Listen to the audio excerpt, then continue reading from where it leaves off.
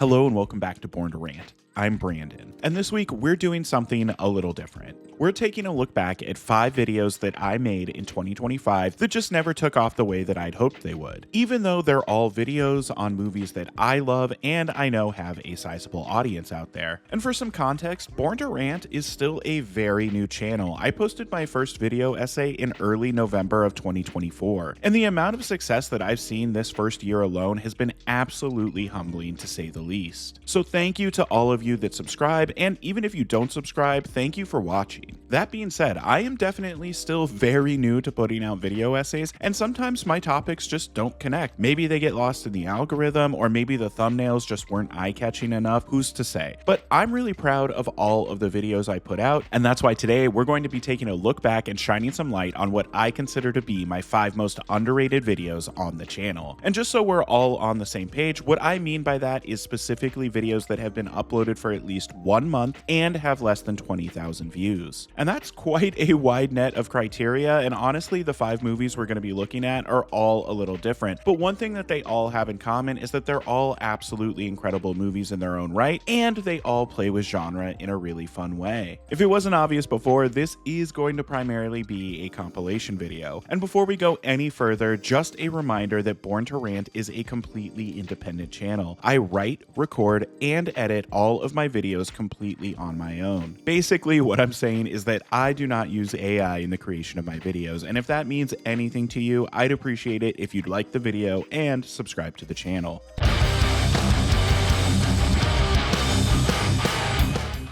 And what better place to kick this compilation off than with my favorite director of all time's absolutely bonkers ode to the city of Los Angeles, John Carpenter's Escape from LA. Now, Escape from LA was a movie that I decided needed to be covered on the channel after seeing this incredible clip of Bong Joon-ho interviewing John Carpenter, and it really captured my imagination. Actually like Escape from LA better than Escape New York, and he got furious over it. He was like, how could you? He was very angry. I don't know why, but...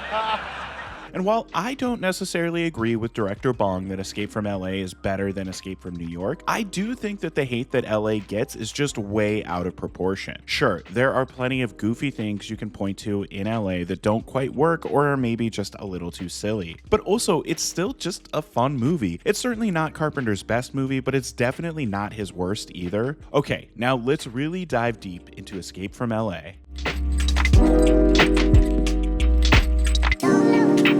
And this week, we are talking about the most underrated movie in John Carpenter's filmography, the only sequel he ever directed, and the movie that would sadly be his final collaboration with both Kurt Russell and the late great Debra Hill. That's right, this week we are talking about how Escape from LA came to be, everything that makes it a schlocky masterpiece, and its legacy almost 30 years later. So Escape from LA was actually the first John Carpenter movie that I ever saw. My dad was a big Escape from New York fan, and when he heard that there was a sequel released, he went out and rented it to watch with my brother and I. And I don't know why he decided to not show us Escape from New York first, but that's just the kind of guy my dad was. He was also the kind of guy that would fast forward through songs and musicals, but that's a story for a different day. And I distinctly remember getting to the end of Escape from LA and thinking that Snake Plissken was hands down the coolest character in any movie I'd ever seen. I might have even thought he was cooler than Indiana Jones. And this is a movie that does play better for kids, and it especially plays better if you haven't seen Escape from New York, which I think is objectively the better movie, but I also think that these movies are a little bit incomparable. Escape from New York is this bleak and serious trek through a post-apocalyptic wasteland, while Escape from LA has Snake Plissken surfing through Wilshire Canyon with Peter Fonda. I just think that when people talk about Escape from LA, they always tend to focus on the things that don't work, specifically the bad CGI, and I get it. Even for the time, these are not great visual effects. But the studio that handled them, Buena Vista Visual Effects, had never done computer-generated imagery before, and Disney would actually go on to dissolve the studio shortly after the release of Escape from LA. However, in reality, there is so much fun stuff throughout this movie, from Snake trying to attack holograms, to the motorcycle chase scene, and I mean, we even get a Bruce Campbell cameo, and that's all just in the first half of the movie. And now, let's go back in time and learn just a little bit more about how Escape from from LA came to be. And what better place to start than with a brief history of Escape from New York. Escape from New York was released in the summer of 1981 and marked John Carpenter and Kurt Russell's second time working together after 1979's TV movie Elvis. And Escape from New York was a sizable hit for both Carpenter and Russell, and talks of a sequel began as early as 1987 when Dino De Laurentiis brought on Coleman Luck to draft a screenplay for the sequel. However, when Carpenter read the draft, he called it too light and too campy, which is hilarious in retrospect, considering, you know. Honestly, though, I think Carpenter was just very scared to do a sequel after the Halloween sequels had really gotten away from him. He actually completely stopped having any involvement with the series after Halloween 3, which is the only good Halloween sequel, by the way. And he wouldn't return to the franchise until the Blumhouse movies in 2018, and even then he was only doing the score. The real reason that Escape from LA happens is that Kurt Russell loves the character of Snake Plissken, and he really wanted to play him again, so he just kept pestering Carpenter about it until he finally agreed. And in 1994, Carpenter would re-team with Debra Hill for the first time since Escape from New York, and the two would work with Russell to develop the screenplay from start to finish, and the three are the only credited screenwriters for the movie. This is actually Kurt Russell's only screenwriting credit throughout his entire career, so far at least. Now, I don't want to go any further without giving proper credit to the one and only Debra Hill, who is one of the most underrated producers in film history, having helped produce and develop movies like Halloween, which she also helped write, The Dead Zone, Clue, Adventures in Babysitting, and The Fisher King, all before her tragic passing in 2005. And the re-teaming of John Carpenter and Debra Hill is significant because, well, the two used to date. Carpenter had a pretty serious history of falling in love while working with people. He met and started dating Debra while they were working on Assault on Precinct 13, and then he met and started dating Adrienne Barbeau when they worked on The Fog, and then he met and fell in love with Sandy King on the set of Starman, and the two have been together ever since. But I say all of this just so you understand how amazing it is that we got one final Debra Hill and John Carpenter collaboration before her tragic passing. And on December 11th, 1995, Escape from LA went into production with a $50 million budget, the largest Carpenter had ever worked with. And the movie filmed almost entirely at night all throughout Los Angeles, but primarily on the Paramount backlot. The big behind-the-scenes story I want to cover from this movie is about the famous basketball sequence. Apparently, throughout the entire shoot, in between scenes and setups, Kurt Russell would make his way to the basketball court in full Snake Plissken costume and work on making the baskets for the movie, which was not easy considering he was wearing an eye patch for the role, completely throwing off his depth perception. But he got pretty good at it, and even though he didn't get all the baskets in one take, and it did take all night to shoot, Kurt Russell did actually make every single basket we see in this movie. And one of my favorite parts of doing research for this video was watching this little behind-the-scenes TV featurette, because you can see how much fun John Carpenter, Kurt Russell, and Debra Hill had while working together again on this movie. They're all so excited and talking about how it's way better than the first movie, and it's just kind of sad to know that audiences just did not appreciate it when it was released. Because when you watch it knowing that this is three old friends re-teaming with a crazy budget and no rules, you kind of can't help but smile at the absolute bonkers world of Escape from LA. And on August 9th, 1996, the movie was released into the world where it made $8.9 million on its opening weekend against its $50 million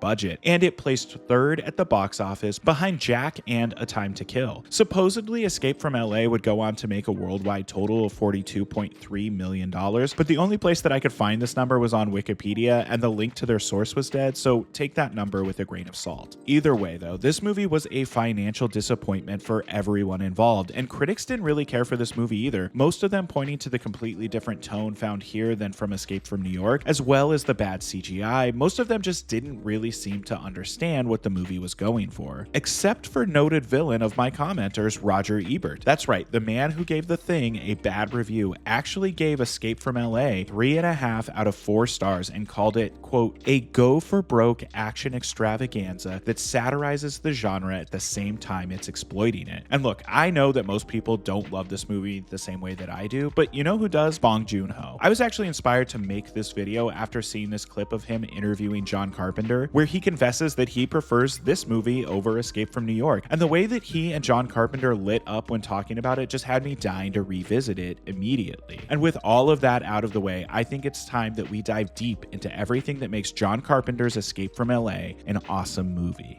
The movie begins with John Carpenter and Shirley Ann Walker reprising the original theme from Escape from New York.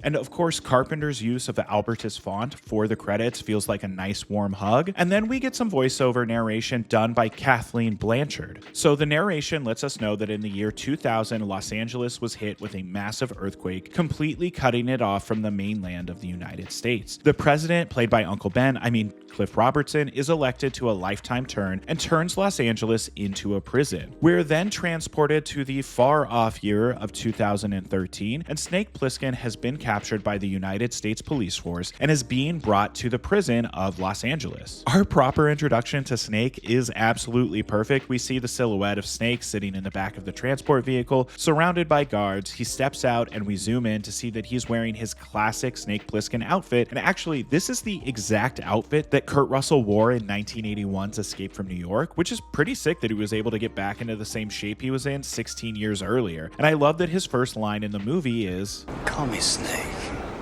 We also get a nice cameo from longtime Carpenter collaborator Peter Jason as the duty sergeant who walks Snake through this massive facility filled with folks being transferred to Los Angeles, or unaliving themselves because they all have the option to either be deported to LA or be read their last rites by a priest and then be electrocuted. And the walk down this hallway to his interrogation room is classic John Carpenter. First of all, it's completely shot on a Steadicam, and the bonkers world we're filming is great. Plus, we get the insert shot of Snake being scratched by Michelle Forbes here. Once Snake is led to his interrogation room, we're introduced to Stacy Keach as Commander Malloy, and our proper introduction to Forbes as Brazen, and Uncle Ben, Cliff Robertson, as the president. Here, Snake is given the full rundown of the plot of the movie, and it sounds more than a little familiar. His mission is to go into Los Angeles and track down a prototype black box device which was stolen from a test facility by the president's daughter, Utopia. And in return, Snake will be pardoned for every crime that he's ever committed. Sounds familiar.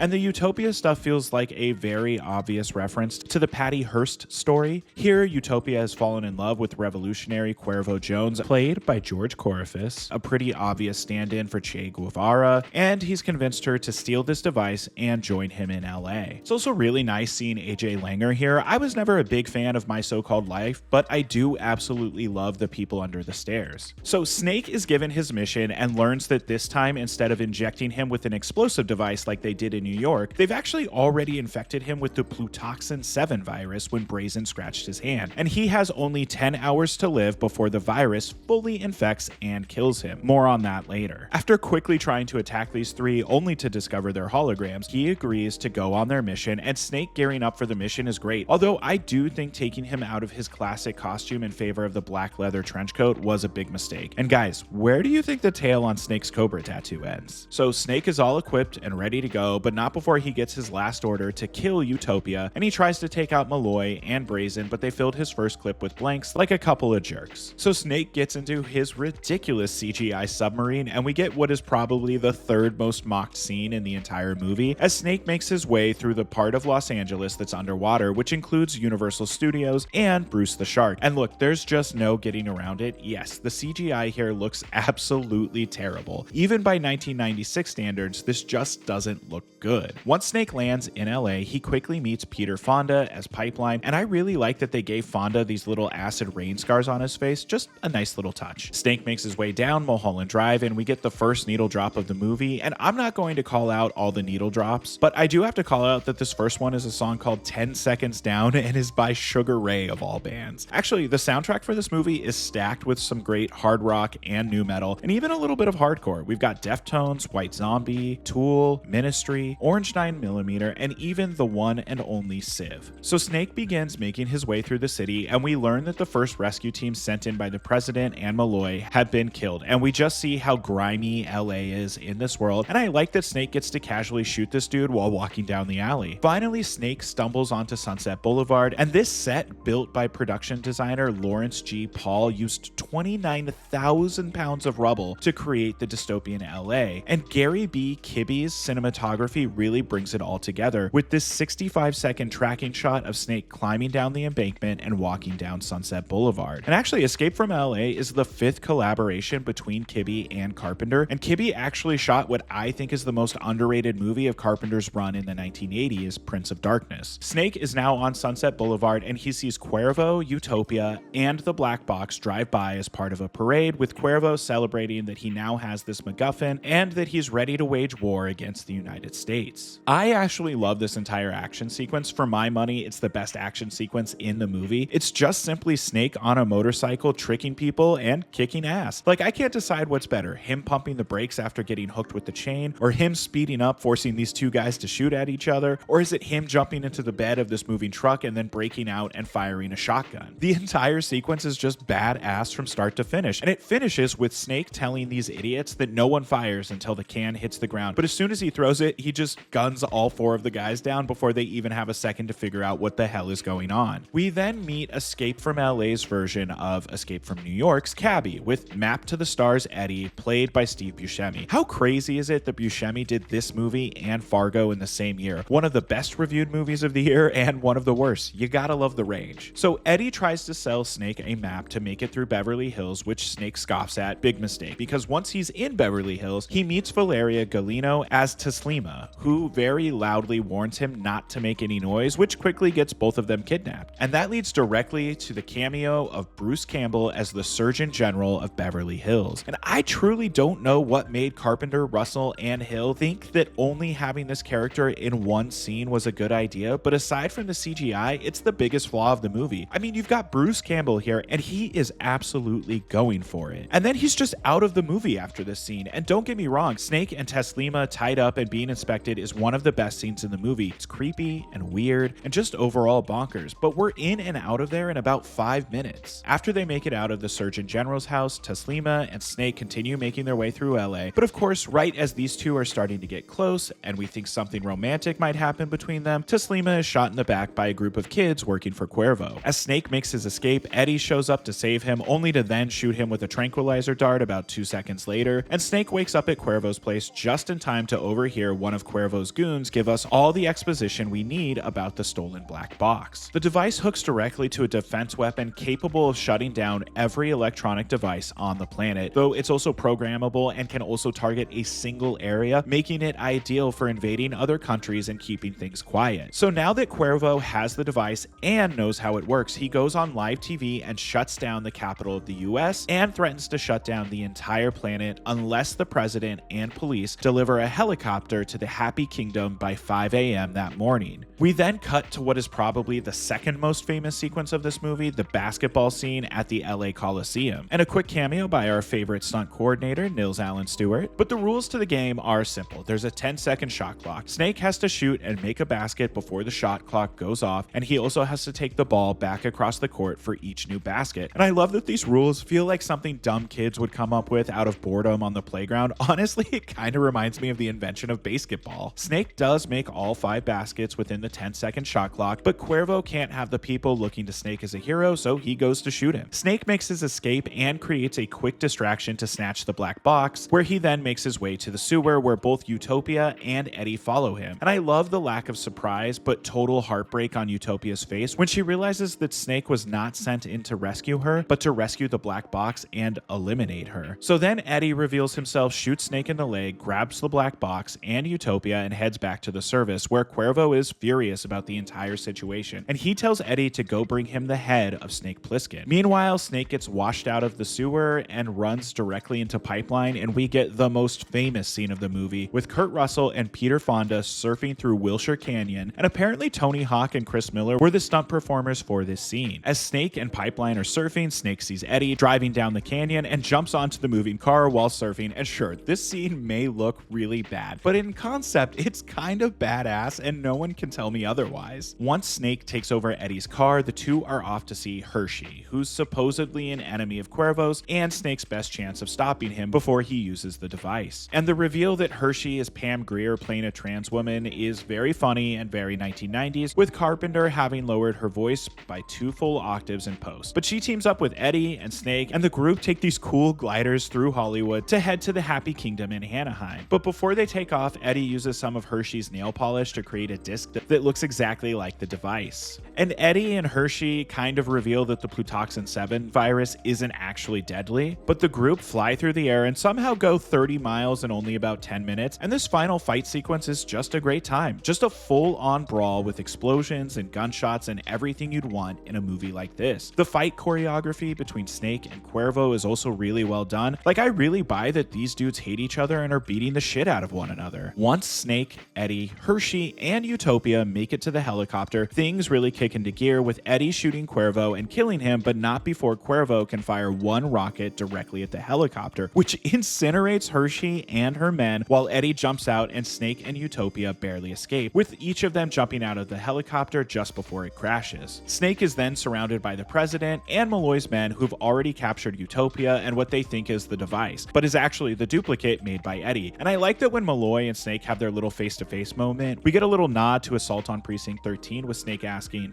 "You gotta smoke? Anybody got a smoke?" The ending of this movie is something that stuck with me since I first saw it. I genuinely think that Snake using the device and putting the entire planet back into the Dark Ages is a great way to end this movie, because of course Snake Plissken would want to end the world after the people in power have proven themselves to be untrustworthy monsters. And I like that the movie ends with him saying, "Welcome to the human race." So nearly 30 years later, what is the legacy of Escape from LA? Well, I think it ranks towards the bottom of most people's Carpenter rankings. But like I said, I was inspired to rewatch this movie and do a video on it after seeing this clip of Bong Joon-ho talking about how much he loves the movie. So maybe attitudes are starting to shift a little bit. And originally there were plans to do a third Escape From film titled Escape from Earth that would have seen Snake heading into space, but because of this movie's poor performance, those plans were scrapped pretty quickly. Although Ghosts of Mars does have a lot of similarities to what Carpenter has said would have been done in Escape from Earth, but who really knows for sure. Over the years, John Carpenter and Kurt Russell have always said that they think this movie is better than the first one, but I think that the main problem with this movie is that they made it about 10 years too late. Escape from LA is a movie that I think would have done well if it had come out alongside movies like Predator or Commando, or even if it would have come out later alongside things like The Expendables and those kinds of movies. For me, I would consider Escape from LA to be the best of Carpenter's bad movies. It's obviously not in the same tier as movies like The Thing, but it's way better than movies like Vampires, Ghosts of Mars, or even Memoirs of an Invisible Man, which for the record, I think is the worst movie that Carpenter has ever directed. But tell me, Eddie, is that a rabbit in your pocket, or are you just happy to see me? Keeping it in the same city, we're next diving into 1988's Who Framed Roger Rabbit, directed by Robert Zemeckis, and I really love this movie. And I was kind of shocked when my video on it didn't really connect with my audience. Again, maybe I just didn't crack the thumbnail formula, or maybe 80s movies just don't connect with my audience. It's tough to say. But what I can and will say is that Who Framed Roger Rabbit is a hugely important movie for me as a fan of movies. It's really the movie that introduced me to detective stories and noir tropes, which are some of my favorite storytelling devices that exist in movies. And I really think that Who Framed Roger Rabbit deserves some real respect on its name when we're talking about the canon of great noir movies. Sure, it's silly, but for me anyway, silliness doesn't negate greatness, and Who Framed Roger Rabbit is a great movie.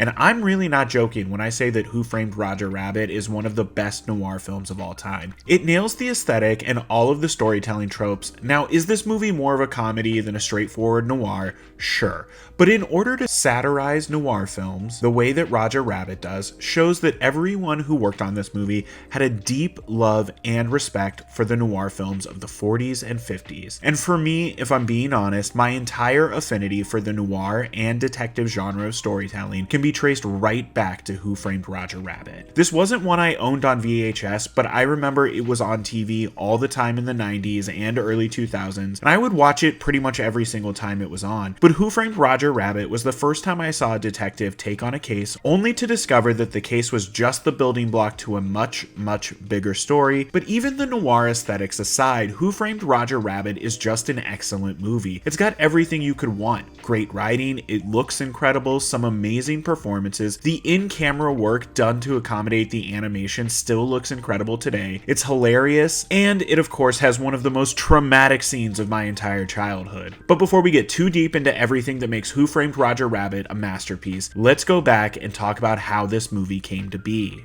Released in 1988 by Touchstone Pictures, Who Framed Roger Rabbit is actually an adaptation of the 1981 novel Who Censored Roger Rabbit, written by Gary K. Wolfe. And the book is quite a bit different than the movie we got. And I guess the really big thing you should know is that after Who Framed Roger Rabbit was released, Gary K. Wolfe released 2 more books starring Roger Rabbit. And the funny thing is that the second book completely retcons the entire events of the first book as a dream that Jessica Rabbit had. And that's really all I had to say about the books by Gary K. Wolfe. So Disney acquired the rights to adapt the book into a movie, and right away they knew they wanted Steven Spielberg and Amblin to be involved in producing the movie. And interestingly enough, Robert Zemeckis was one of the first names put forward in 1981. He was really excited about doing this movie. However, his last 2 movies, I Want to Hold Your Hand and Used Cars, were both giant bombs, so Disney passed on him almost immediately. But then the project was stuck in development hell for so long that it gave Zemeckis the opportunity to go out and deliver the 1-2 punch of Romancing the Stone in 1984 and a little movie you might have heard of called Back to the Future in 1985. And these 2 being back-to-back hits gave Zemeckis just enough juice to get Disney to sign off on him as director. So while Zemeckis was off making some of the best movies ever made, Spielberg and Disney hired Jeffrey Price and Peter S. Seaman to tackle the screenplay. And after a lot of work, they came out with the script that we know today. And I have to say, the script for Who Framed Roger Rabbit is near perfect from a screenwriting perspective. It expertly sets up and then pays off every single story beat. Every little detail we're given in the beginning of the movie comes back to be a major plot point later on. So after Back to the Future was released in 1985, Zemeckis was brought on board to direct the live action portion of the movie, and Canadian-British animator Richard Williams was hired to direct the animation. Williams only worked on this movie so Disney would help him finish his long in development experimental animated film The Thief and the Cobbler. And real quick, let's just talk about Richard Williams for a second. First of all, apparently he openly detested Disney's bureaucracy and hated working for them, and he refused to work out of LA, so he made Disney set him up a studio in London for him and his animators to work out of. And I just think it was kind of awesome that he was able to strong-arm Disney like that, and you know what? It paid off, because Richard Williams won a Special Achievement Oscar for working on this movie. But Who Framed Roger Rabbit truly is a movie that could not be made today for a number of reasons, like the fact that no one can really strong-arm Disney anymore, or the way the production managed to get licensed characters from all of these studios, all of whom's characters would be interacting with each other and Disney characters throughout the movie. And let's just give credit where credit's due here. Papa Spielberg is the only man powerful enough to have ever been able to pull this off, because we've got every notable cartoon character I've ever seen throughout this movie. As for the actual production of the movie, filming began in November of 1986 with Robert Zemeckis directing, Richard Williams in the UK handling all of the animation, Christopher Lloyd in his most terrifying role ever, the late great Bob Hoskins in the leading role, and the great Dean Cundey as director of photography. And I want to take just a quick second to talk about Dean Cundey. This guy is straight up one of the all-time great cinematographers in film history, having worked on several of my favorite movies like Halloween, The Thing, all 3 Back to the Future movies, Hook, Jurassic Park, and Camp Rock.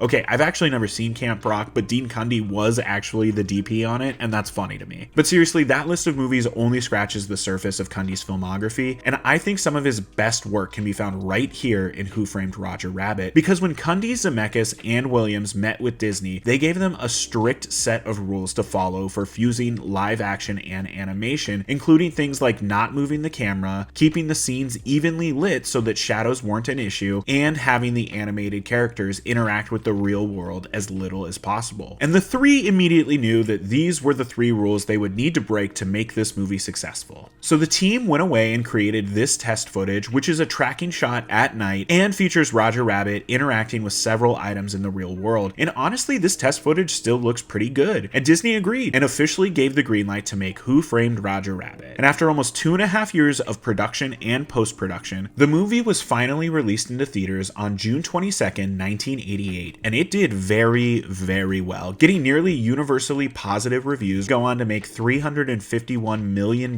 worldwide off of its $70 million budget. This movie went on to be nominated for 6 Oscars, winning 4 of them, and became the second highest grossing movie of 1988 behind Tom Cruise and Dustin Hoffman's Rain Man. And now that all of that is out of the way, let's dive into the actual plot of this movie and everything that makes it awesome. First of all, the movie opens with this amazing short cartoon with Roger Rabbit and Baby Herman, and the director calling cut, and the pullback to reveal the real world is awesome, and I love how we immediately get to see the cartoons interact with the world, and it immediately feels real. And our reveal of Bob Hoskins as Eddie Valiant is just perfect noir character introduction. First of all, because the movie is set in 1947, everyone already looks like they're in a classic noir movie, but more than that, Eddie immediately takes out and sips from his flask. Right away, we know a couple things about Eddie. He's grumpy and he drinks. And then he has his meeting with R.K. Maroon of Maroon Cartoons, who gives Eddie his first case of the movie, taking pictures of Roger Rabbit's wife Jessica having an affair with Marvin Acme of Acme Inc. And again, this scene does a great job of revealing even more information about who Eddie is as a character. We know he really doesn't like tunes. We don't know why just yet, but this whole introductory meeting is just perfect noir storytelling. We've got our stressed out, sleazy businessman and our overworked and grumpy booze hound of a detective, and the case has to do with an affair. And then we get this nice little tone setting sequence of Eddie leaving the Maroon Cartoon building and ending up on the studio backlots where he interacts with and sees a number of different tunes, all interacting with the real world. And I think the brooms from Fantasia as janitors is an especially nice touch here, as is Dumbo in the scene before. Then we get what I think is the funniest line in the whole movie after Eddie hops onto a moving red car and helps a couple of kids do the same. Who needs a car in LA? We got the best public transportation system in the world. There's also again this little perfect moment of storytelling where we see that the Pacific Electric Railway has been bought by a new owner, Cloverleaf Industries. Remember that name. And then we meet Dolores, played perfectly by Joanna Cassidy. And this is where we get the big reveal that the reason Eddie is so grumpy and the reason he hates tunes so much is because Teddy, his brother and business partner, was killed by a tune 5 years earlier. Then it's off to the Ink and Paint Club so Eddie can see Jessica sing and get the pictures he needs to prove the affair. And we get this excellent scene with Donald Duck and Daffy Duck doing dual pianos while also being cartoons and trying to murder one another. And it's just so cool to see these two going at it, and the fact that they're evenly matched, which was a mandate from every studio involved, makes this scene all the more fun because neither one is really winning or losing. They're just being insane and hammering on one another, and it's awesome. And of course, we get one of the most important setups of the entire movie here when Marvin Acme sprays Eddie with disappearing ink. And then we get our introduction of Jessica Rabbit. And let's just get it out of the way. Yes, Jessica Rabbit, who's voiced by an uncredited Kathleen Turner, by the way, is drawn to be the most curvaceous thing that's ever been created. She's drawn to be the perfect femme fatale, and that's really all I have to say about Jessica Rabbit's looks. When we get the infamous patty cake scene, and I still think it's hilarious today that patty cakes is somehow equated to sex in this world, it's just hilarious, and Eddie's face as he's taking the pictures is priceless. He's both shocked and confused. Then we get what I think is a really strong proper introduction to Roger Rabbit, and let's just take a quick moment to talk about Charles Fleischer, who voiced Roger Rabbit. This guy was on set, off camera, delivering his lines in a full Roger Rabbit costume every single time Roger Rabbit would appear on screen. He knew he wouldn't ever be on screen or even be used as like a double, but it was important to him to give the actors he was working with the performance they'd see in the final movie. And honestly, I think everyone on set thought this dude was kind of nuts, but I do think everyone who has to interact with Roger is a little stronger for having his actual voice and presence be there on set with them.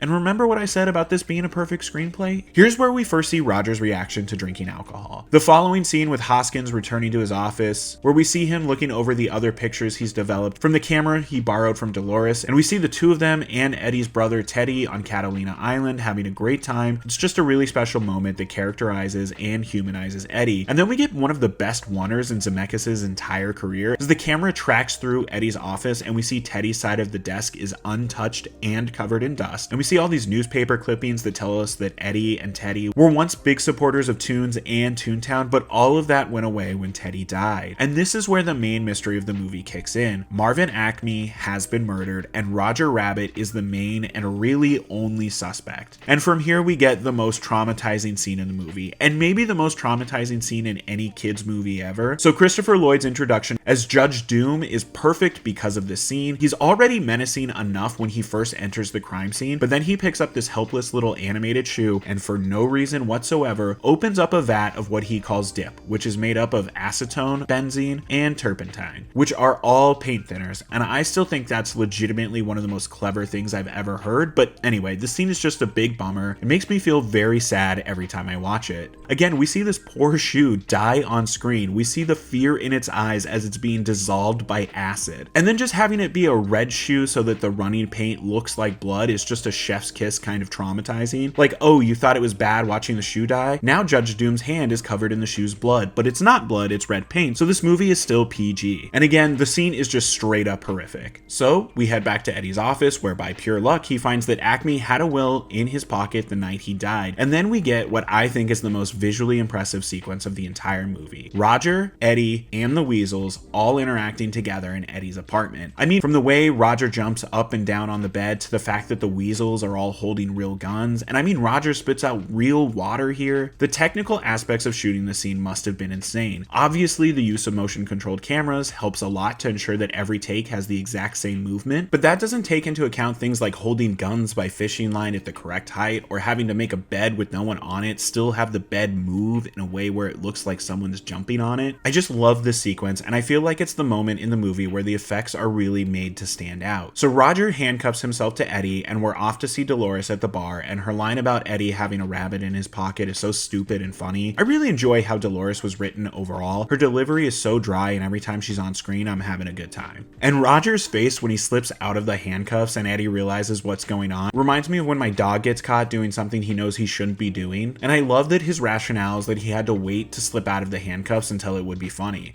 I mean, I get it. Dolores agrees to keep an eye on Roger and stash him at the bar for a bit. Eddie goes home, and we get this weirdly sexually tense scene between Jessica and Eddie where she reveals that it was Maroon who set Eddie up to take the patty cake photos. He was trying to blackmail Acme just like he was blackmailing Jessica to pose for the photos. And then Dolores shows up and quite literally catches Eddie with his pants down. So Doom and the Weasels show up to the bar looking for Roger, and they find him pretty much immediately. But Eddie insists Roger take a shot before being arrested, causing Roger to go bonkers. See, I told you it'd come back into play. Then this car chase with Roger and Eddie riding in Benny the cab is just another excellent example of the animated world and the physical world clashing together and somehow looking perfect. Like, I genuinely buy this world where humans and cartoons interact. And I'm not embarrassed to say that as like a 4-year-old, I was genuinely confused by this movie because I thought cartoons were fake, yet here they were, clearly real and interacting with real people. And again, the entire chase sequence is just incredible. I'm not gonna lie, I think the next scene with Eddie and Roger hiding out in the theater is incredibly sweet and one of Hoskins' best moments in the entire movie. We watch as he tells Roger about how his brother was killed, and Roger begins to cry, and then Eddie apologizes for yanking him by the ears so many times. I've just always thought it was a great little moment of bonding between these two. Eddie still doesn't like Toons, but he does like Roger and cares about him. And this is where the full mystery of the movie finally begins to reveal itself. You see, throughout the entire movie, we've been hearing about Cloverleaf Industries, who've been buying up plots of land all throughout the city, and like I said earlier, they've also bought the red car. And when Eddie hears that Maroon has sold Maroon cartoons to Cloverleaf Industries, it all begins to click. So, claiming to have Acme's will, Eddie sets up a meeting with Maroon to figure out the full extent of what is going on. But before Maroon can fully spill the beans, he's murdered by an unseen gunman, and now it's time for Eddie to face his fears and head to Toontown. And the scene of Eddie stopped outside the tunnel leading into Toontown is really special. The conversation Eddie has with his animated gun and bullets is where Eddie's finally facing up to his past, and of course it culminates with him going to take a swig of his booze before dumping it all out and shooting the bottle. And this lets us know that Eddie is back. His arc has been completed. It's just always been a scene that stood out to me for whatever reason. Also, this tunnel is the same tunnel from Back to the Future too. And Eddie's entrance into Toontown is nothing short of magical. From the silly singing background to Eddie crashing his car to Tweety Bird trying to murder him to Bugs and Mickey skydiving, the whole thing is just perfect. So Eddie finally arrives in Toontown and is saved by Jessica, and then teams up with her, and she gives Eddie the full rundown of her side of the story, and we learned that before he died, Acme confided in her that Doom was after Toontown and would do anything to get it. So Acme gave Jessica his will, where it stated that he's leaving Toontown to the Toons. And right as we finish getting all of this perfectly written exposition, Doom and the Weasels show up and pour dip on the road, causing Benny to crash. Poor Benny. I mean, he's fine, but still. So Doom now has Eddie and Jessica, and this booby trap joke is still legit funny, and we cut back to Roger running into Benny and the two going after Jessica and Eddie. And here is where Doom lays out his grand plan. He's buying up all of this land in LA and the red car to destroy all of it and build a freeway. And I just love that the plot of this movie essentially boils down to a sketchy real estate transaction, which again shows this is a good noir film. Okay, Doom is monologuing about his plans and how Eddie thinks it's the worst idea he's ever heard, and then it's time for my personal favorite sequence in the entire movie. After Benny and Roger show up and Roger is quickly kidnapped, Eddie comes up with the idea to try and kill the Weasels by making them laugh to death. And the song that Hoskins sings here is one that gets stuck in my head for days every time I watch this movie. And as a little boy, I thought this moment was the funniest moment in the entire movie, and Hoskins turning into a human cartoon for this entire sequence. And the way that Roger and Jessica have to help him out with making rhymes is really fun. And then it's time for the second most traumatic scene in the movie, where Doom gets run over by a giant steamroller, and they show it. In this PG film, we watch a man actually be flattened by a steamroller, but because he's a cartoon and there's no blood, it's totally fine. But the way he begins to scream as he's being run over has haunted me for as long as I can remember. And I like that Doom waits until this moment to reveal that he is in fact a Toon, and he is the one who killed Eddie's brother. And Doom dying in the dip is almost as horrifying as the shoe going in the dip. So Doom is out of the picture, and Eddie realizes the stain where Acme sprayed him with his ink has reappeared, and suddenly he knows exactly where Acme's missing will has been. They've had it the entire time, but with Acme being Acme, he wrote the whole thing in disappearing, reappearing ink,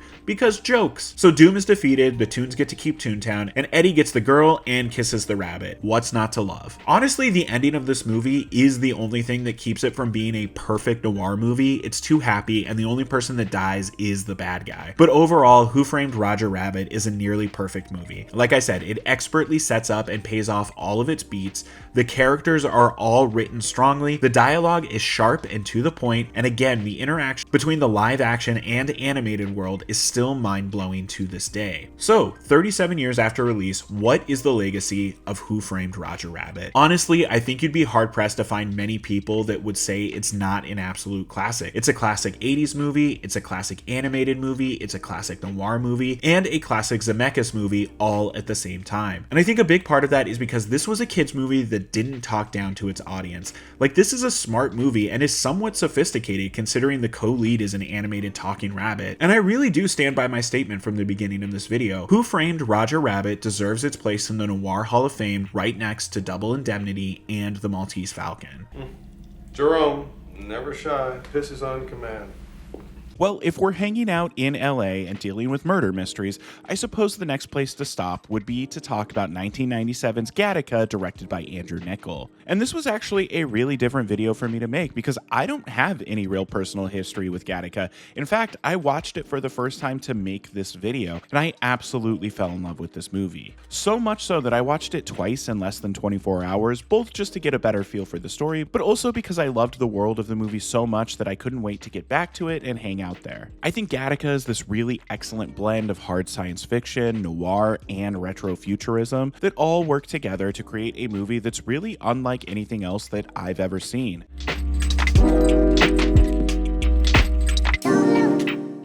And one thing that I've really been wanting to experiment with since I started this channel is watching and reviewing older movies that I've never seen before that I know I probably should have seen by now. If you've been watching this channel for a while, you can probably tell I have a real affinity for noir styles of filmmaking and that I absolutely love science fiction. Well, one thing that I really love is when those two genres blend together. Like, I think that Rian Johnson's Looper is a perfect example of this, but that's a story for a different video. Because today we are here to talk about a movie that I I definitely should have seen by now. A movie that utilized real architecture to create a world that feels retro and futuristic while also feeling completely detached from the world we live in. A movie that asks tough questions about eugenics and a pretty solid little noir murder mystery. That's right, today we are diving deep into 1997's Gattaca, directed by Andrew Niccol and starring Uma Thurman, Ethan Hawke, and Jude Law. We'll take a look at how the movie came to be, what I thought about it on my first watch, and its legacy nearly 30 years later. Now, I really don't know how I never got around to seeing this movie. I was a little young to see it when it first came out, and I'm sure in 1997 I thought it looked like a boring grown-up movie, which, for the record, it is, but that's a good thing. I want more boring grown-up movies, please and thank you. But anyway, I think my intro to hearing about this movie is embarrassingly just knowing it's where Uma Thurman and Ethan Hawke first met and started dating. And also this scene from the show The League where Jason Mantzoukas starts screaming the name of the movie while the characters are all playing paintball.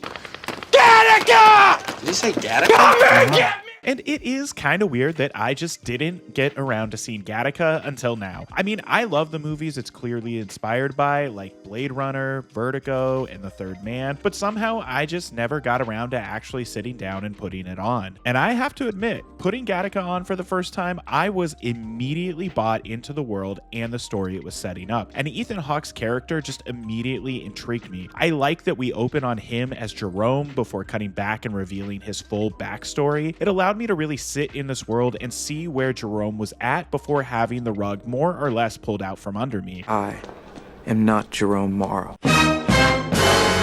Okay, now let's dive into how Gattaca came to be. And the movie really begins with its writer and director, Andrew Niccol, who got his start directing commercials in the UK. And surprisingly, Gattaca wasn't Niccol's first screenplay he wrote. That was actually The Truman Show, which ended up being directed by Peter Weir and was released just a few months after Gattaca. But strangely enough, one of the key players in getting Gattaca made was Danny DeVito, who was really in his producer era throughout the 90s. He'd actually already worked with Ethan Hawke as a producer on Reality Bites and Uma Thurman as the executive producer of Pulp Fiction. So anyway, the script for The Truman Show gets sent to DeVito and his production company, Jersey Films, and he absolutely loved it. The only problem was how expensive the movie was going to be to produce. But DeVito still really wanted to work with Niccol, and that's when the script for Gattaca came along, and on April 22nd, 1996, Gattaca was put into production with a budget of $36 million.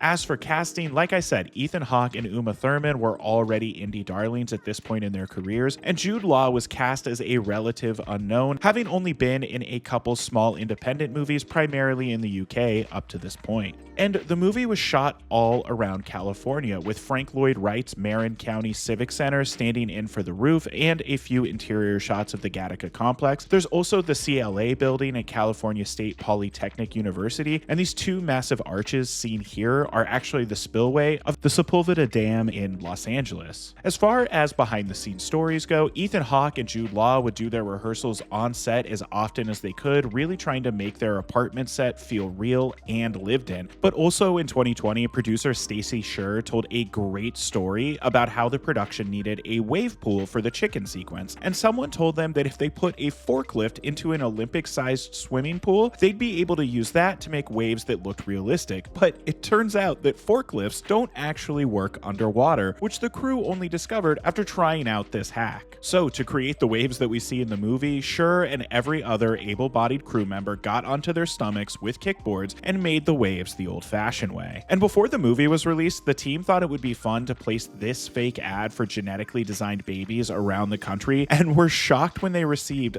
thousands of phone calls from people wanting to design their own babies. Legitimately hilarious and really sad at the same time. And on October 24th, 1997, Gattaca was released into theaters where it made just $4.3 million against its $36 million budget. It also placed fifth at the box office behind movies like I Know What You Did Last Summer and The Devil's Advocate. Sadly, Gattaca would only go on to make a worldwide total of $12.5 million, making it a financial flop. However, while audiences didn't quite flock to the movie in theaters, thanks to strong critical reviews from critics like Siskel and Ebert and the home video market, Gattaca would slowly build a legacy as a cult classic. But more on that in just a bit. For now, I think it's time we dive into Gattaca and what stuck out to me as a first-time viewer. Beautiful piece of equipment there, Jerome. Have I ever told you that?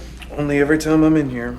There are a lot of things that stuck out to me about this movie: the screenplay, the cinematography, the score, and sound design, and of course, the incredible performances. So I did go into this movie completely blind. I didn't even watch a trailer for the movie. Quite literally, all I knew about it was that it centered around genetics and starred Ethan Hawke, Uma Thurman, and Jude Law. And with that being said, I am going to spoil the movie moving forward, so if you're like me and are 25 plus years late to seeing Gattaca, I recommend pausing this video here and coming back once you've seen the movie. Now, the world of Gattaca is set in the quote, not too distant future, and is a world where genetic testing and design has become the main framework of civilization. And we watch as Ethan Hawke's character Vincent uses every possible tool at his disposal to overcome his genetic inferiority and achieve his dream of becoming an astronaut. And the screenplay, penned by Nickel, is just excellent from start to finish. Every beat it sets up is perfectly paid off as the movie continues. I specifically love the way that the movie opens by showing us Vincent's full routine and what his day looks like, from scrubbing himself down to the finger prick to the way he cleans his station and then dumps skin flakes into his keyboard, all without any exposition. It allows us the opportunity to come into this world and experience it first without having any sort of preconceived notions, and I love the way the exposition begins as soon as the body of the mission director is found. And the flashback sequence that follows is an excellent bit of storytelling backed up by Ethan Hawke's excellent voiceover. We learn about how he lived in the shadow of his brother, how they would play chicken, the day that made Vincent realize he was more than what his genetics said, how he ended up at Gattaca, and finally we learn how he and Jerome met and his transformation process into becoming a new version of Jerome. Also, fun fact, this picture is actually not Jude Law or Ethan Hawke, but a composite of both of their faces, which I think is just a really excellent little touch. Now, let's talk Sławomir Idzak's cinematography, because this movie looks incredible. From the smoky noir-lit sequences in the club and restaurant to the shots of young Vincent and Anton playing chicken, and the cinematography not only looks beautiful in this movie, but it helps tell the story. When the frame has a yellow tint to it, we're exploring Vincent's past, who he was and who he was born as. When it has a blue tint to it, it's there to represent both Vincent's idyllic future as an astronaut and the fact that superior genetics are required to make that happen. And then, of course, there's green, the color we get when we mix yellow and blue together. The green tint is there to represent moments of great change and who Vincent is now in this moment. We see it in the control room at Gattaca, we see it when he and Irene are falling in love, and my favorite green moment of the movie is here when Vincent punches out the FBI agent. I think it's also incredibly obvious that the green coloring throughout this movie is a nod to Hitchcock's Vertigo, which of course is another movie about both paranoia and identity. There's also this moment of Vincent working out and the room is green, but we see the spine of his celestial navigation textbook is a brilliant blue that almost sparkles with possibility. There's also just a lot of incredible shot compositions in this movie, like this image of Vincent on the floor recovering from lengthening his legs while Jerome watches from his wheelchair is one that really stood out to me. Also, the use of the wide-angle fisheye lens as the murder weapon keyboard is put into an evidence bag is another little moment that stood out to me, and it also reminded me of Terry Gilliam specifically. There's also this moment where Vincent and Jerome go out to the club and Vincent blows smoke into his glass to illustrate what the environment on Titan is actually like. And also this shot of Jerome smoking in the window. Okay, I'm seriously starting to turn into the Leo pointing meme. We really gotta move on. As far as the score and sound design of this movie goes, I think that the score done by Michael Nyman perfectly captures the slow-moving noir world of Gattaca. It feels very tragic, yet romantic, and honestly, it feels very old Hollywood to me. Like, you could tell me the score was from a late 50s era noir, and I'd fully believe you.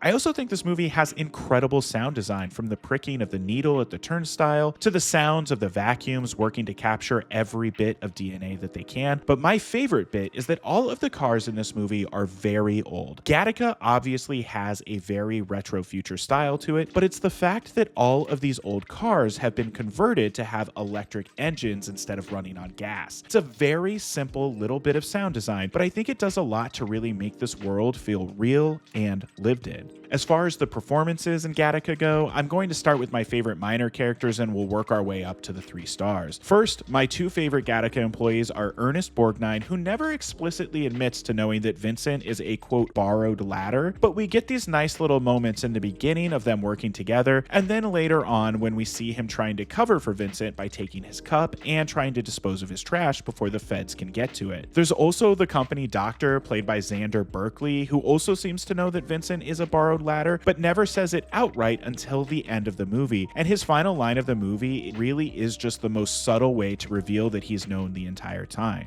You don't miss your flight, Vincent.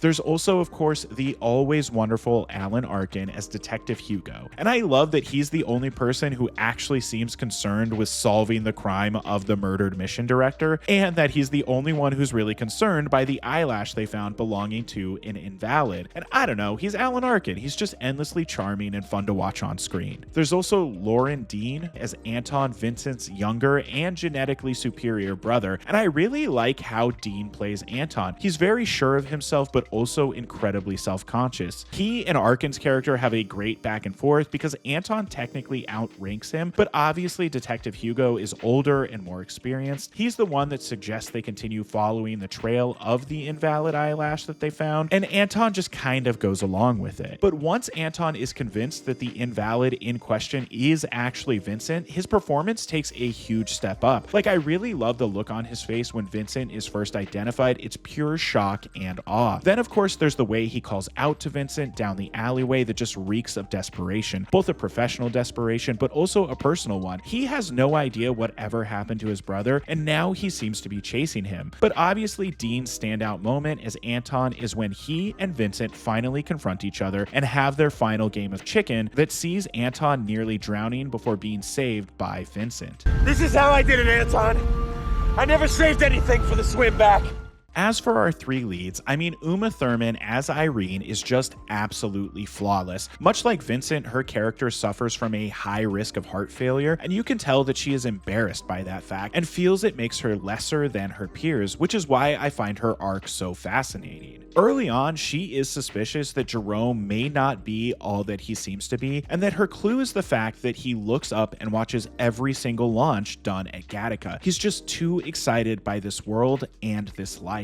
Which I think makes it not so surprising when she finally does steal a strand of his hair and takes it to a genetic testing clinic to get a complete workup of his genetic makeup. But what she doesn't know is that the hair she took doesn't belong to Jerome, at least not the Jerome that she knows. Anyway, Vincent and Irene also begin to fall in love, and obviously these two have incredible chemistry, which isn't so surprising considering they got married just a year after the release of Gattaca. But for me, her clear high mark in the movie is when she takes Anton to Jerome's house near the end of the movie. She's more or less figured out that Jerome isn't quite who he says he is, and subtly warns him that the feds are there looking for him. Unfortunately, Anton clocks her immediately and asks her to take him to Jerome's house. And the look on her face when they open the door and they see Jude Law, not Ethan Hawke, sitting in the chair is priceless. It's the perfect balance of I had no idea to expect this, and this is exactly what I was expecting. And I love how she tries to hide her discomfort when kissing and holding hands with Jerome. It's an absolutely fantastic piece of acting. And speaking of Jude Law, goddamn, he is just incredible in this movie. And you see why he became a movie star almost immediately after this. I mean, The Talented Mr. Ripley is just a little over 2 years after Gattaca's release, and I think that this movie was a big part of Hollywood taking notice of him as an actor. I mean, from the first moment he shows up on screen, you're kind of entranced by him. He's sitting in his wheelchair smoking while Vincent and Monk talk about him and his accident as if he's not even there in the room with them. And I love how much anger he clearly has towards Vincent in these early scenes. Angry that he has to do this, angry that Vincent is cocky enough to think he can pull it off, and just angry at himself and the position he's found himself in. Though I do think he warms up to Vincent pretty quickly, especially once he agrees to have his legs extended, really showcasing that he's as dedicated to making this work as humanly possible. There's also the bit of him just being a loud, obnoxious alcoholic, like him not having any clean piss for Vincent to use uses for his interview is fantastic. And like any good alcoholic, he is genuinely sorry over this, but he also doesn't do anything to change his behavior. There's also this fun moment when he gets to yell at Hank from Breaking Bad for questioning him being in a wheelchair. Like, he gets to pretend to be himself for just a second and goes into full dickhead mode to bully the cop away from him. It's this really interesting cross-section of him getting to feel like his old self, going into survival mode, and he's also feeling a bit of shame that he has to impersonate the man that's impersonating him. And I do think that Law and Hawk just have excellent chemistry together. You can tell that them doing rehearsals on their own on set really helped them get to a place of understanding their characters and the relationship that exists between them. Plus, when Jude Law has to climb the stairs without using his legs, I mean, come on, that's legit physical acting right there, and you fully buy his speed and motivation as he does it. It's like the most alive he's felt in years. As far as Ethan Hawke as Vincent is concerned, I mean, this is just an incredible performance. Vincent and Anton are two sides of the same coin, where Anton feels superior because of his genetics but knows he's not as smart or clever as he should be. Vincent feels superior because of all the things he can do with his inferior genetics, but obviously living a lie makes him feel inferior anyway. We also get these great moments of confidence with he and Jerome at the club. Again, the smoke in the glass is just a great moment in the movie, but then there's also he and Irene running from the club, where we see just how frightened he truly is. And I like that this is when he and Irene finally kiss for the first time. Actually, their sex scene is also a fantastic bit of cinematography as well, with their bed almost appearing to float over the crashing waves below. But to me, the real standout moment of their date is the morning after, when he wakes up and realizes just how much of Vincent's DNA he's left behind in Irene's bed. And we see him go down to the beach, grab a stone, and begin exfoliating. You see that the look on his face is just crushed, that this is what he has to do to live the life that he feels he deserves. And I love that the movie ends with him making it to space and feeling confident and finally free, because at this point, even if he were to be discovered, there's quite literally nothing anyone could do about it. So nearly 30 years later, what is the legacy of Gattaca? Well, I think it's considered to be an all-time great hard science fiction film. My wife actually told me that she had to watch this in her freshman biology class, which is crazy to me. My wife! But seriously, Gattaca may have underperformed upon release, but it's gone on to become an all-time science fiction classic. It may not be as well known as movies like Blade Runner or even Dark City, but it's still looked at fondly by fans of the genre. Actually, Ethan Hawke has said in interviews that he thinks this is the most underrated movie he's ever done, although like a true actor, he does stretch the truth quite a bit, saying that the movie didn't get any positive reviews in the States, which is just provably false. Like I said, Siskel and Ebert, who in the 90s were the critics for American audiences, both gave Gattaca 2 thumbs up. And Andrew Niccol would go on to make several more movies focused on similar themes as Gattaca, movies like Simone and In Time. Both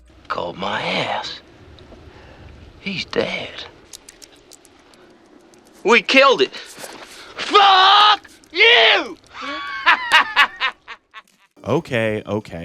That's enough of talking about noir shadows and solving crimes, and certainly enough about Los Angeles, am I right? So instead, why don't we head on over to the wonderful town of Perfection, Nevada, and get chased around by some monsters. Honestly, covering Tremors was some of the most fun I've had working on a video for this channel. It's just so silly, and it doesn't take itself too seriously. Plus, I mean, who doesn't love monster movies? Plus, this video has my favorite joke I've ever written into any video, and it didn't get enough love in my opinion.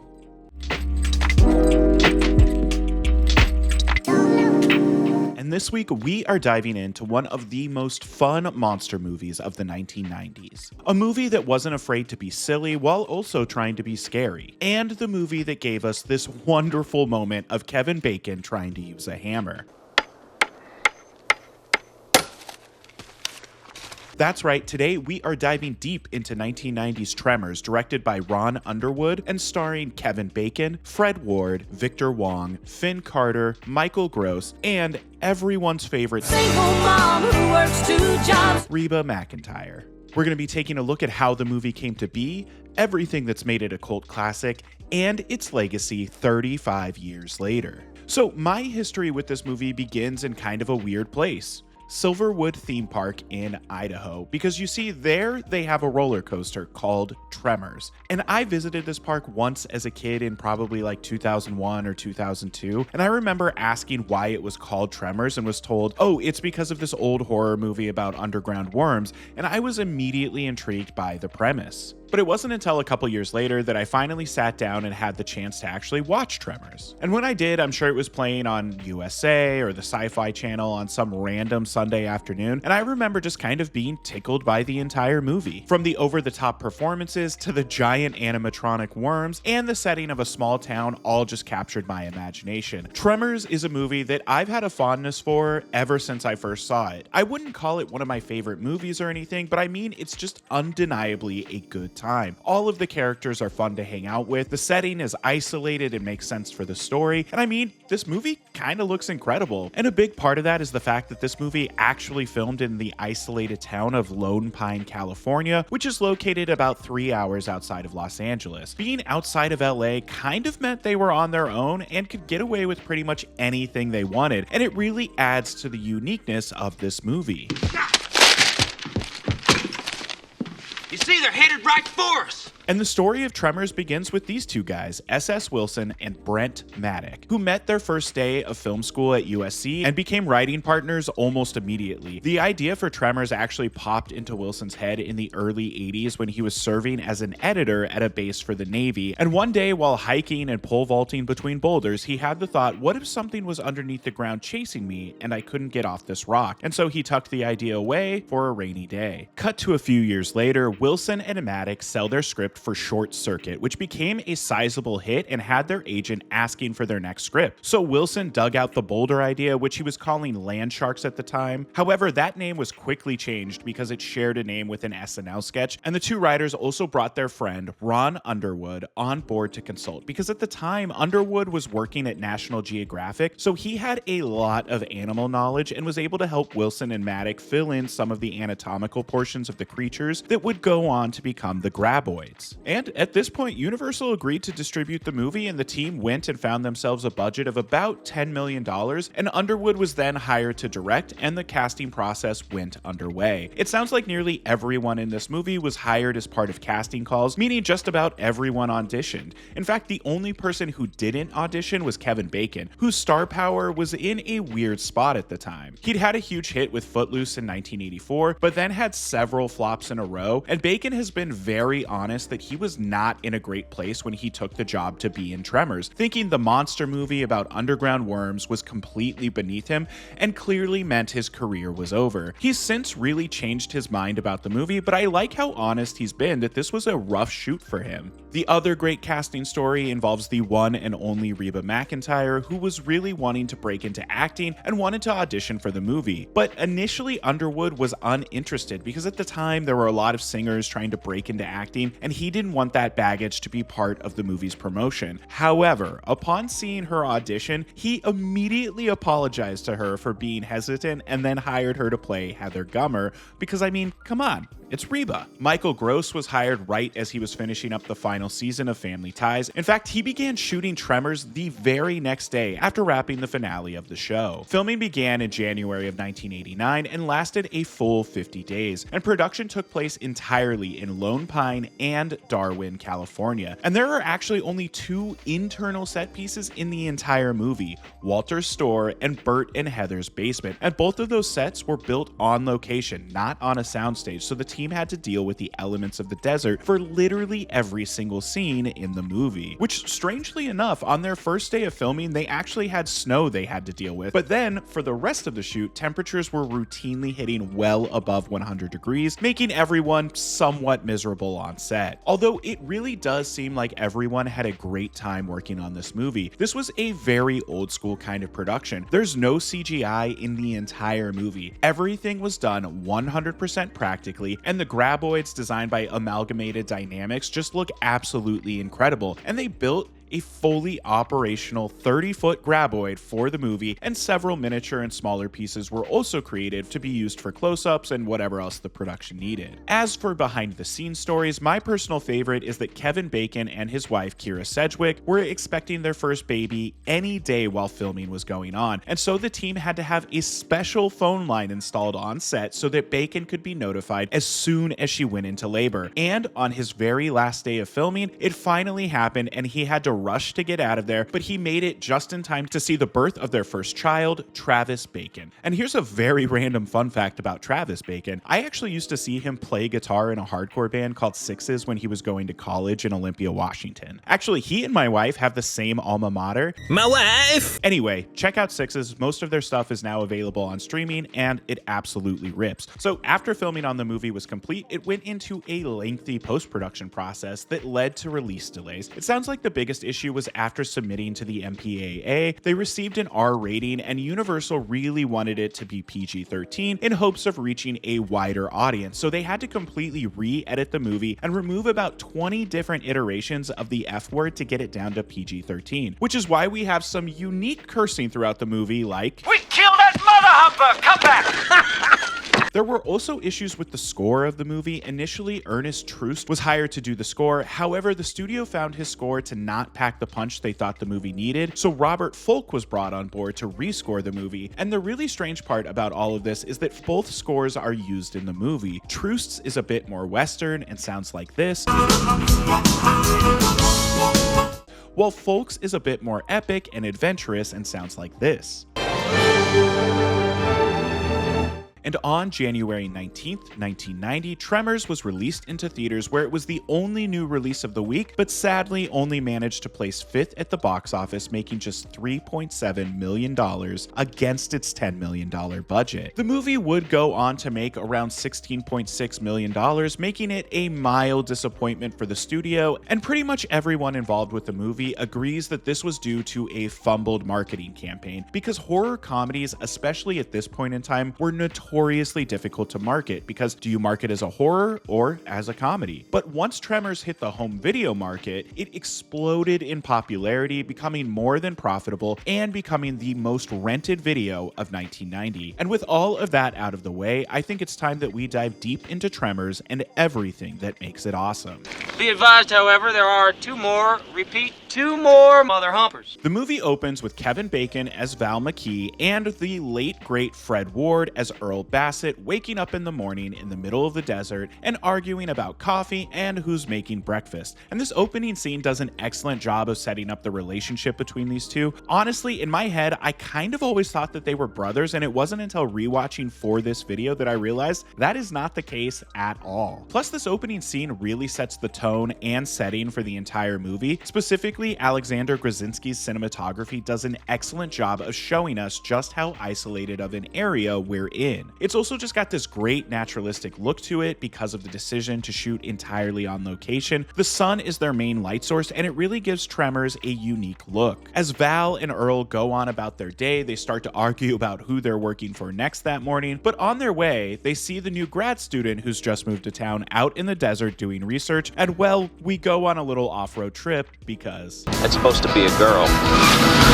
Actually, this scene was shot on day one of filming, and on the very first take, the Jeep hit a big mound of dirt and messed up the front end and stalled out the Jeep. It actually took them hours to get the Jeep to run again, and even then it had to be shot at certain angles so you couldn't see the damaged front end. But anyway, here we're quickly introduced to Finn Carter as Rhonda LeBeck, and she gives us our very first hint that something might be off, telling Val and Earl that she's been noticing some very unusual activity when looking at the seismographs of the area. We then arrive at Walter Chang's market and are introduced to a majority of the cast here. We've got Victor Wong as Walter, Reba as Heather, Michael Gross as Bert, and Bobby Jacoby as the young Melvin. Directly after this, we have to hang out with Val and Earl as they handle trash day for Nestor and sewage for Melvin. They talk more about how they need a plan and they need to move to a different town. And then when they get Melvin's raw sewage all over them, it's the final straw and they decide to pack up and move out of Perfection, Nevada and head to the slightly larger town of Bigsby nearby. However, on On their way out of town, they see another resident up on a power line and decide to pull over and check on him.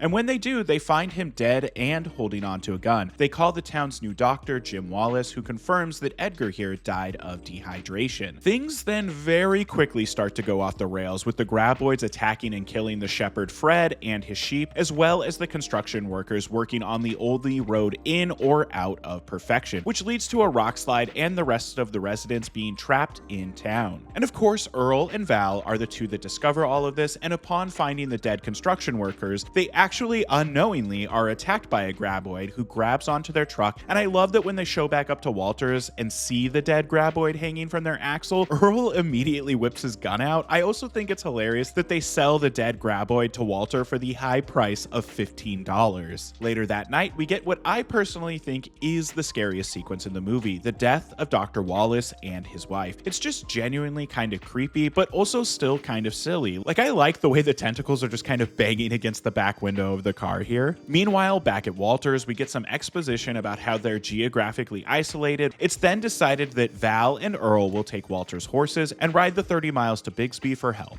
We also get this great moment of Reba just handing over her giant rifle to Earl, and as the two ride, they stop at the doctor's only to discover the car buried completely underground, which causes them to immediately panic and ride away. And here is where we get our first full look at the graboids, with them attacking Earl and Val's horses, and then rising from the ground after Val shoots at them, which leads to a quick chase through the desert before the two dive into a concrete floodway, which causes the graboid to crash and die. This is also where they run back into Rhonda and explain what's been going on, but not before another graboid shows up and the chase resumes. This is probably the most iconic scene in the movie, with the three of them trapped on a boulder and Rhonda decides they should pole vault between the boulders, and I just really love this wide shot of all three of them doing this at once in the distance. I just think it's a really cool shot. Once the three make it back to Walters, we get this fun moment of Walter and Melvin trying to decide on a name for the creatures, landing of course on graboids. And here we get a lot more exposition about how the vibrations from their footsteps is enough to lure the graboids to them, and that they need to focus on really making sure to make as little noise as possible. And this is where the second half of the movie really kicks into gear. We get Melvin accidentally drawing the graboids closer with his basketball, and little Mindy drawing them closer with her pogo stick. Also, fun fact, Mindy is played by Ariana Richards, who would go on to play Lex in Jurassic Park just a couple years later.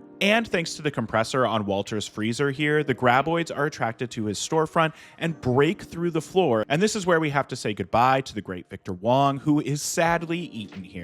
At this point, everyone makes their way to higher ground to do their best to avoid the graboids. And we also cut to see that Bert and Heather have made it to their compound and are busy stocking up on bullets and weapons and really everything they might need. This is another one of the great moments of the movie, with one of the graboids breaking into their compound and them just firing everything they've got at it until Bert finally grabs his giant elephant gun, and that's finally enough firepower to take the graboid down. So that's two of the graboids down and two to go. Broke into the wrong goddamn rec room, didn't you, you bastard?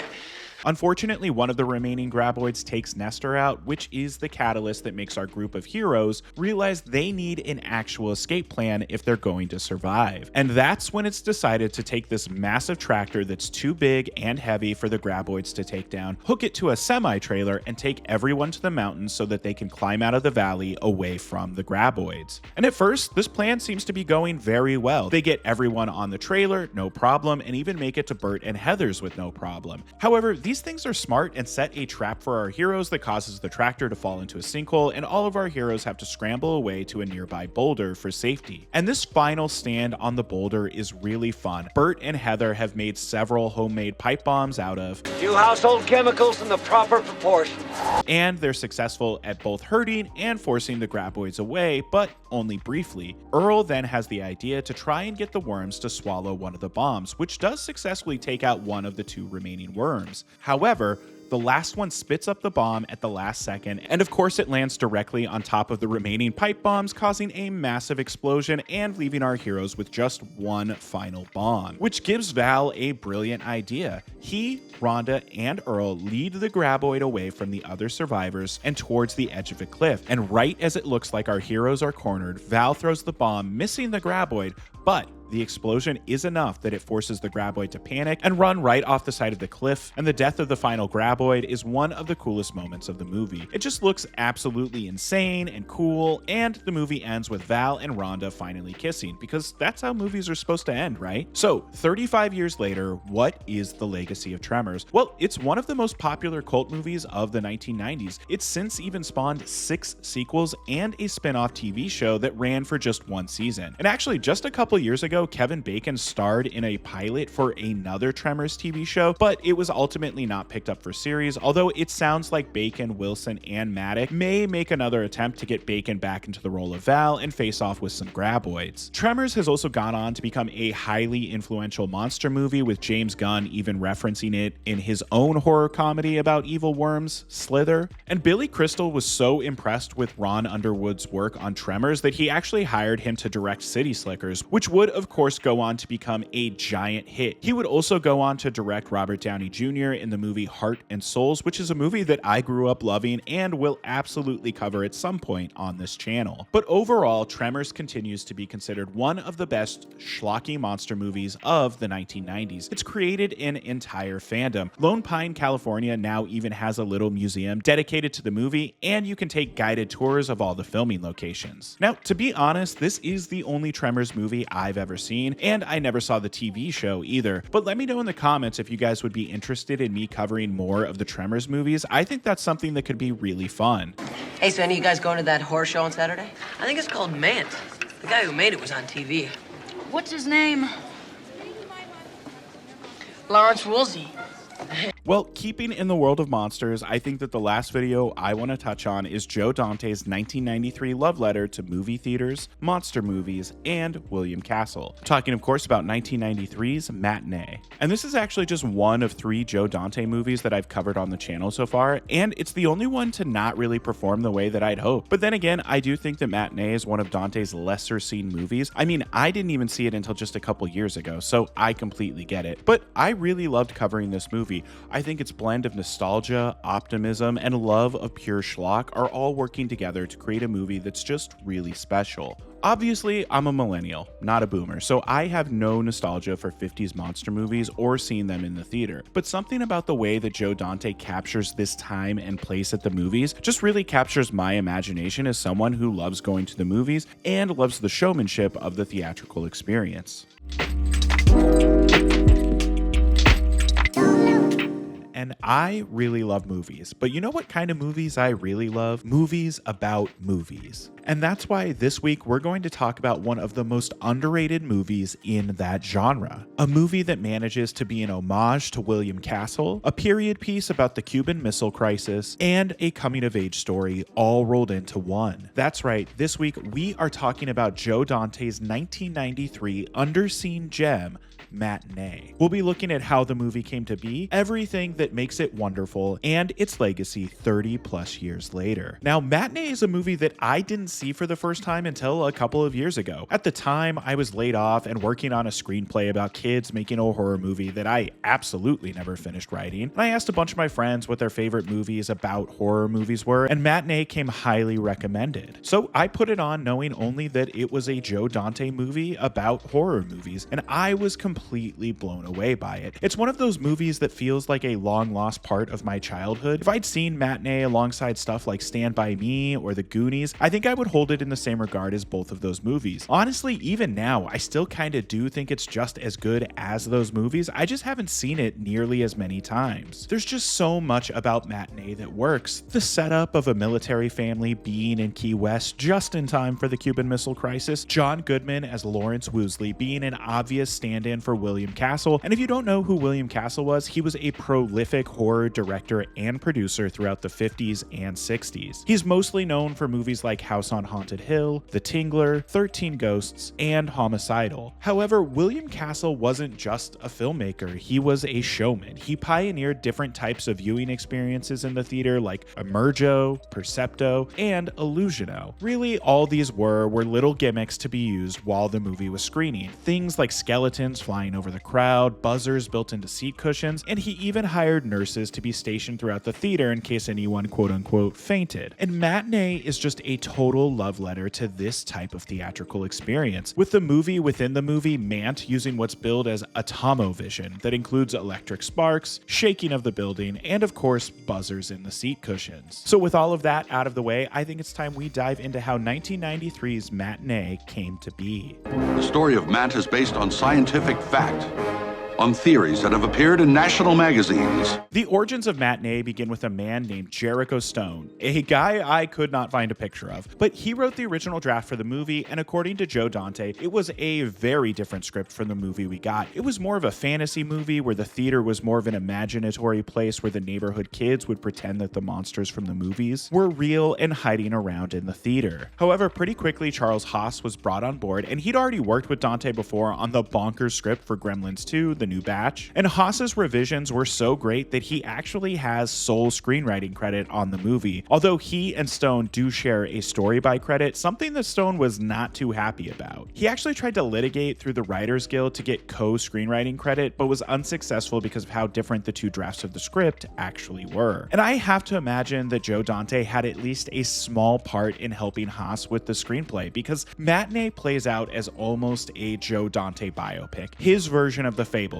if you will. Or wait, is the Fablemans Spielberg's version of Matinee? Either way, my point is that Joe Dante was the same age as the kids in the movie during the Cuban Missile Crisis, and much like the main character of the movie, he was obsessed with monster movies and reading Famous Monsters of Filmland. Dante actually had an article published in Famous Monsters at the age of 15 on the 50 worst horror movies ever made. He has actually since said that he had not even seen all the movies he ranked, which I just think is very funny. As for casting, Simon Fenton beat out hundreds of other kids to be the all-American boy Gene Loomis, which is hilarious considering that Fenton is British. John Goodman and Kathy Moriarty were both cast because, let's face it, they were both big stars at the time. Moriarty had already been nominated for an Oscar for Raging Bull, and John Goodman had already been on Roseanne for 5 full years at this point. There's also Kevin McCarthy, Robert Corinthwaite, and William Shallert, all of whom had appeared in the kinds of 50s sci-fi horror movies that were being parodied in Matinee. Filming began in April of 1992 with a budget of $14 million,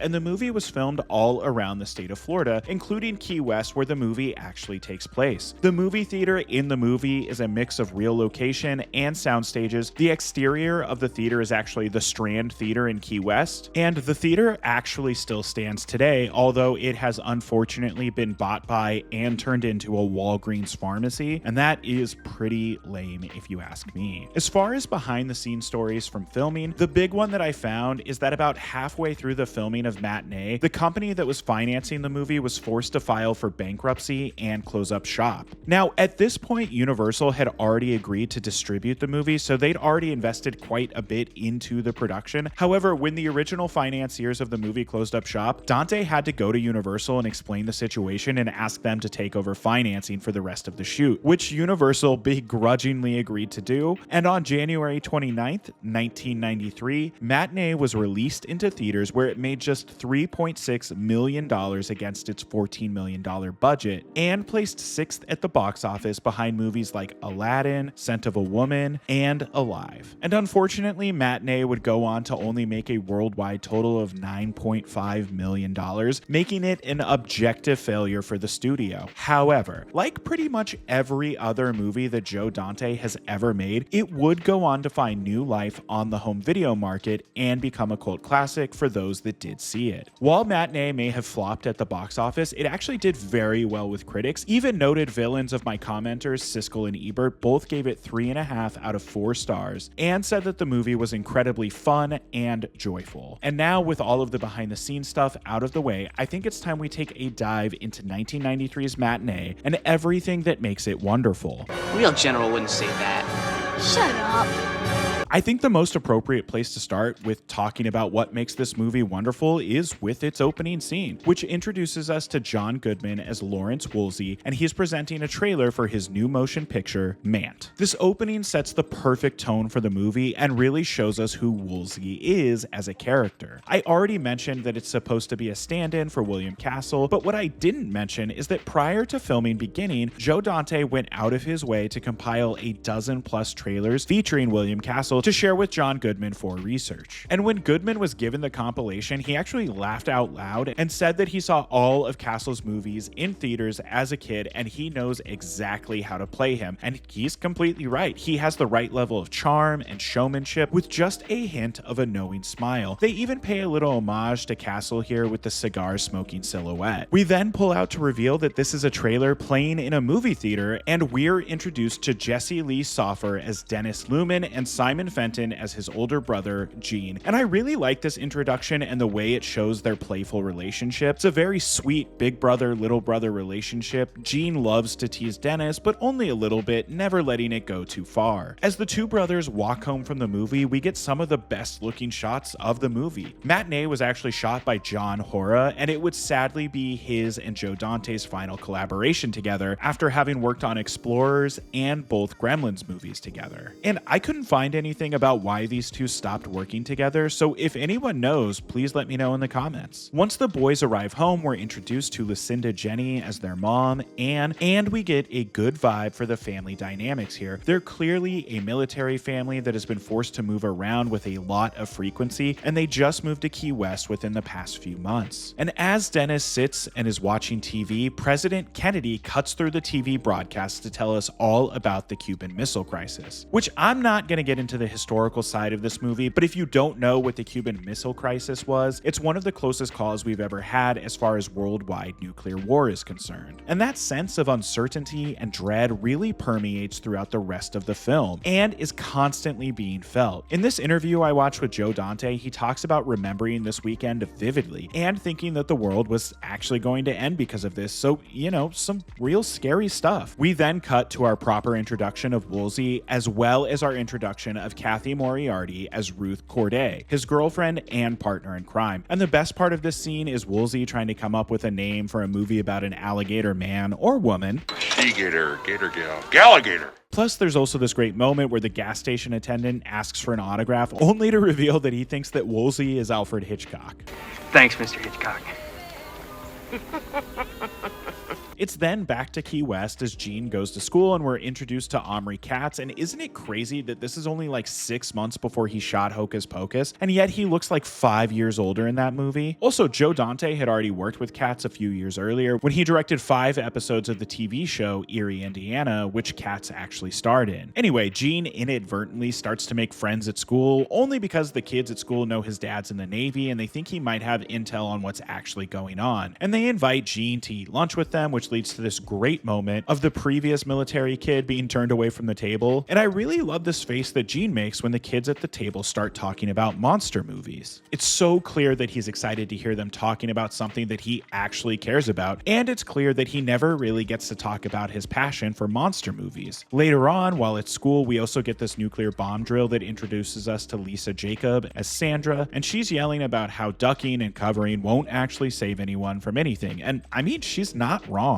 Later that night, Gene takes Dennis to go see Shook Up Shopping Cart, which, fun fact, gives us the film debut of Naomi Watts. But I like that this movie is supposed to be a play on stuff like Son of Flubber or The Shaggy Dog, the stuff that Disney was making at the time. The best part of this sequence, though, is after the movie when Gene and Dennis go outside and see 2 men protesting the upcoming premiere of Woolsey's new movie, Mant. And the protesters are played by the late great Dick Miller and John Sayles, both of whom have a long track record of working with Dante, and who should walk up to this little protest but Woolsey himself. And this whole scene is so well done. It's this great little back and forth that sees Woolsey giving out free passes to the premiere for Saturday afternoon, and Gene and Dennis get their free tickets. We then cut to this great scene of Gene reading Famous Monsters magazine in his room alone, and fun fact, this issue right here actually features that article by 15-year-old Joe Dante that I mentioned earlier. There's also this great little scene between Omri Katz's Stan and Kelly Martin's Sherry, where Sherry tells Stan all about her delinquent ex-boyfriend, and it's a very 60s Tremors-esque setup of the good girl with the bad boy ex-boyfriend, and who should be watching them but the ex-boyfriend himself, Harvey Starkweather. What a name. I also love the movie's use of "my boyfriend's back" here.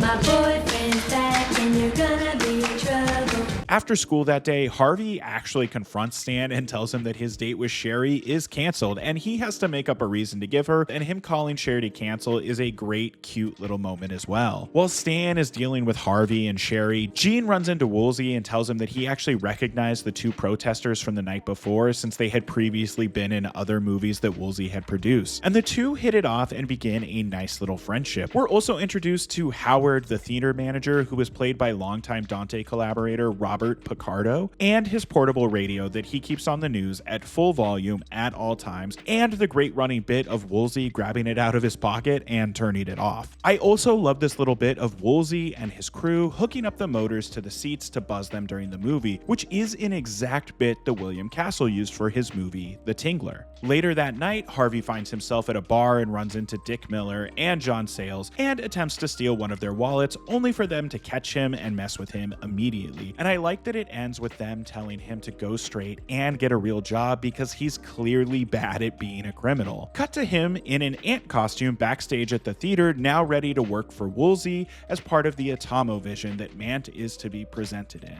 And finally, the next morning, it's time for the world premiere of Mant. And I mean, how can you not love everything about the last act of this movie? We immediately get Howard's doomsday bunker set up for us, Sherry seeing Stan in line and being mad at him for canceling their date and lying to her, Gene and Dennis having to sign waivers with Ruth, who tells them, "It's not a joke. We've had 10-year-old kids having heart attacks at this movie." Also, all of the movie posters you see in the lobby of the theater are for real movies from the era that actually played at the Strand Theater. Gene runs into Sandra while looking at this cool little statuette thing, and I like that Sandra's parents are kind of new agey without being hippies. Honestly, they feel like they're from a completely different time period to me, but that kind of makes them all the more fun. So Sandra decides to sit with Gene and Dennis, and just before the movie begins, we get one little scene with Woolsey and Harvey, and Woolsey is running through all the different cues at lightning pace, and I like how obvious it is that Harvey is scared and overwhelmed by all of this. As far as the movie Mant is concerned, I mean, this is just a blast of a movie within a movie. It pays homage to the movies it's spoofing, and like I said, it even features several actors who worked on movies like this in the 50s and 60s. My favorite bit being anytime this scientist guy uses a bigger word, he also defines it in the same sentence. "You'll continue to metamorphose or change." And I could go on and on about Mant, but let's just say that it's a blast. And yes, I did watch the 20-minute version of Mant that exists, and it rocks. After the movie starts, Stan comes to Gene and asks for his help with Sherry. And the way that Gene spins this yarn about Stan promising to take Dennis to the movie because Stan is basically a second older brother to Dennis is great. Some excellent wingman moves right here. Unfortunately, this leads to Sherry and Stan making out during the movie, and when Harvey sees this in his ant suit, he gets real mad and punches both Stan and Woolsey and ends up chasing Stan down to Howard's bunker. The shot of Stan grabbing and pointing the shotgun at Harvey is also great. Mr. Cool Guy here blows on the barrel like he actually did anything. As Harvey runs away, Gene, Sandra, and Sherry come into the basement and find Stan, and the four immediately start checking out Howard's bunker, and of course, Gene accidentally starts the automatic timer, and while Sherry and Stan make it out of the bunker before the door closes, Sandra and Gene end up trapped inside, and because of the out-of-control Atomovision shaking the theater violently, the two pretty quickly become convinced that nuclear war has broken out, and they are alone and trapped. However, back in the theater, Dennis realizes that his brother's been gone for quite a while and starts to get scared, so he goes and calls his mom and tells her to come down to the theater, where she immediately runs into both Dennis and Stan, who explains the situation, which Sandra's parents also happen to overhear. So Dennis goes to the balcony to finish watching the movie, while the rest of the group rush to the basement, where Woolsey is working on taking off the door to the bunker, and I really like how when Howard tells him that the bunker is impenetrable, he laughs and says, "Boy, am I in the wrong business. close. And the door of the bunker coming off is one of the great moments of the movie. We've got Sandra and Jean making out, and then the door comes down and Sandra's mom goes from worried to "what are you doing?" real fast. Jean's mom goes from being relieved that he's okay to instantly pissed that he left his brother alone at a scary movie. Meanwhile, as Mant reaches its conclusion, Harvey rushes out into the audience one final time in his ant costume and grabs Ruth as part of the show. Unfortunately, he also holds a knife to her throat, which is not part of the show. Backstage, he demands that Woolsey give him the money that the movie has made and that Sherry come with him. So Harvey takes off with Sherry and Stan rushes after them. Jean and Woolsey stay behind and notice that the balcony is going to cave at any minute and try and shut down all of the electronics and other equipment that's part of the show. Which leads to probably the best joke in the movie, which is Mant ending with a faux nuclear explosion that sends the entire crowd rushing out of the theater and into the beautiful day where they quickly realize the world hasn't ended and that it was all just part of the movie. Man, I've seen this twice. Unfortunately, the stampede out of the theater leads to the balcony finally collapsing, but oh no, Dennis is still up there, so Jean gets to be the hero and save his little brother, and outside, Harvey tries to make his getaway in Woolsey's car, only to immediately crash into a truck and have Sherry run away from him and straight into Stan's arms. And at the end of the day, the premiere for Mant appears to have been a massive success, and Woolsey is able to secure its placement in several other theaters, and later that night, it's revealed that the Cuban Missile Crisis is over, and the movie ends with Jean and Sandra seeing Woolsey and Ruth off in their brand new blue convertible, and I like that the movie ends with Woolsey saying he might want to have kids because he likes Jean and Sandra so much. Finally, Jerry Goldsmith's excellent score plays us out.